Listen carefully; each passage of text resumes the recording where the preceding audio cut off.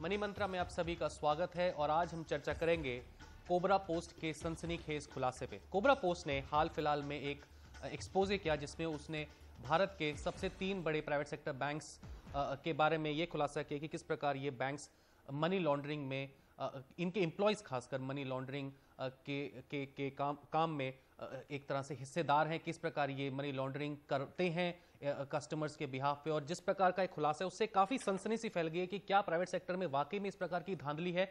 इस विषय पे चर्चा करने के लिए कि क्या इसका कोई समाधान है, क्या मनी लॉन्ड्रिंग जैसे नाजुक मुद्दे को सरकार अगर टैकल करना चाहती है तो क्या इसकी शुरुआत बैंक से करे या इसको काबू में लाने के लिए और दूसरे बड़े संशोधनों की जरूरत है। इस पर चर्चा करने के लिए हमारे साथ हमारे दिल्ली स्टूडियो में हैं Shri JP Sharma, farmer director हैं सिंडिकेट बैंक के। शर्मा जी, आपका बहुत बहुत धन्यवाद हमसे जुड़ने के लिए। हमारे साथ श्री एस.सी. चावला हैं, chartered accountant, partner S Chawla and company और भूतपूर्व director State Bank of India. Chawla ji, बहुत बहुत धन्यवाद हमसे जुड़ने के लिए। और हमारे साथ श्री यूएस भार्गव हैं, भूतपूर्व chief general manager Punjab National Bank. Bhargava ji, आपका बहुत बहुत धन्यवाद हमसे जुड़ने के लिए। और हर्ष रुंगटा है हमारे साथ, सीईओ अपना पैसा .com से मुंबई से। हर्ष, बहुत बहुत धन्यवाद आपका हम सबसे जुड़ने के लिए। तो मेरा अहम सवाल यही है कि कोबरा पोस्ट ने जो सनसनीखेज खुलासा किया, भारत के कई प्रांतों में वो गए, प्राइवेट सेक्टर बैंक्स की ब्रांचेस में जाके उन्होंने एक स्टिंग ऑपरेशन किया और काफी सनसनी सी फैल गई है कि जिस प्रकार मनी लॉन्ड्रिंग का उन्होंने एक केस वो सामने लेके आए, जिस प्रकार बैंक के एम्प्लॉयज कह रहे हैं कि हाँ हम ये भी कर देंगे, हम ये इस तरह भी आपका साथ देंगे पैसे, काले पैसे को सफेद करने में। मैं ये जानना चाहता हूँ, आप सब बैंकिंग क्षेत्र से किसी न किसी समय पे जुड़े रहे हैं। भार्गव जी, आपसे शुरू करते हैं।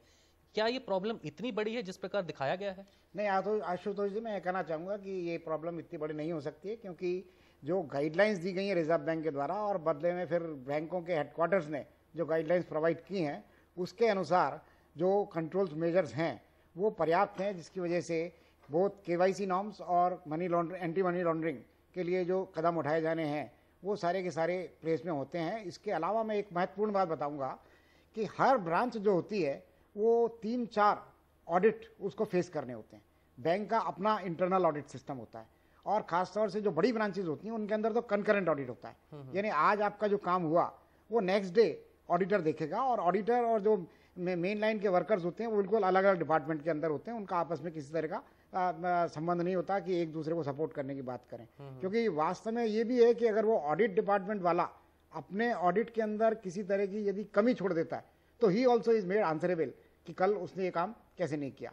फिर इसके बाद जो है जब उनका आपका रिजर्व बैंक का ऑडिट होता है तो टेस्ट चेकिंग रिजर्व बैंक के ऑडिटर्स भी करते हैं कि केवाईसी नॉर्म्स पूरी तरह से फॉलो किए गए कि नहीं किए गए। और तीसरा ये है कि आपके जो स्टेचुटरी ऑडिट होता है, आपका जो बैलेंस शीट फाइनल करते वक्त और आजकल क्वार्टरली वो होने लगा है, उसके दौरान भी जो ऑडिटर्स हैं वो टेस्ट चेक करते हैं। प्लस क्या है कि आज की तारीख में एंटी मनी लॉन्ड्रिंग के जो सॉफ्टवेयर हैं वो इस तरह के प्रोवाइड कर दिए गए हैं कि जिसके अंदर कोई भी अनयूजुअल ट्रांजेक्शन यदि हो रहा है वो सॉफ्टवेयर थ्रो कर देता है।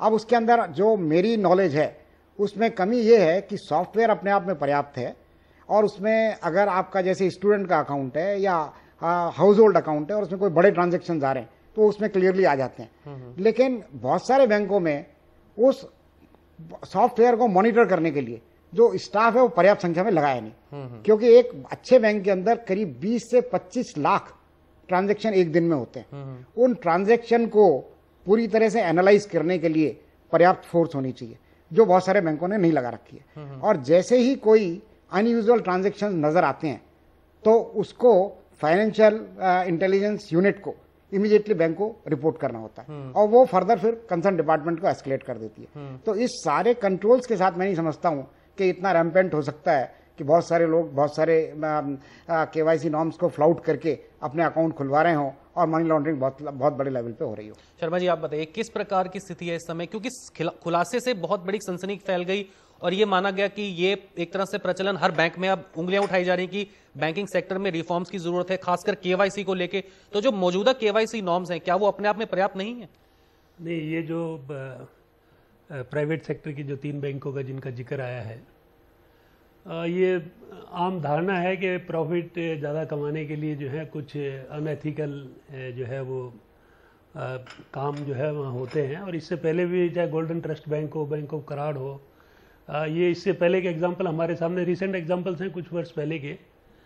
तो इतना ज़्यादा हमारे लिए शॉकिंग नहीं है, क्योंकि प्रॉफिट मैक्सिमाइजेशन एक तरफ और दूसरी तरफ जो है वो जो इनको टारगेट्स वगैरह दिए जाते हैं उसका लालच जो है अधिक से अधिक कमीशन लेने का जो वो भी उसके पीछे है। और दूसरा जो है वो being private sector bank they want to earn maximum profit. तो इस तरह की जो जहाँ तक सिस्टम की बात है, रूल रेगुलेशंस आर देयर, लेकिन who will prevent, who will implement? Those who are there to implement and ensure implementation, they themselves are involved. So first we have to see whether it is a systematic failure or systematically it is done. That is the main point here. Thereafter we can talk how to improve upon the loopholes. चलिए loopholes की बात करते हैं। चावला जी आप बताइए, जो मौजूदा norms हैं, जो केवाईसी नॉर्म्स हैं, जो सरकार ने प्रावधान लिए हैं, जो एक्ट्स हैं, क्या वो अपने आप में इसको काबू नहीं कर सकते? The KYC norms which are in place, they are enough. Now, bank manager, poor fellow, as Mr. Sharma told, he has lot of targets to make profit, advances, to sell non-banking products like insurance, mutual funds. One poor fellow, he has to do so many things. Now, given these many targets, he has to sometimes, I will not say systems, KYC norms which are in place, they are quite okay. Now, the pool of data, central pool of data should be such that press of button he should know if Mr. X has come to my bank, he should put X. We are adopting all these things from European countries. Now, of course, their economy is bad. Otherwise, they were all closing their eyes till they wanted capital. Our country is starving of capital. So, we should always see that, look, if curve is 98% okay, we should not bother about 2%. We are capital deficient country.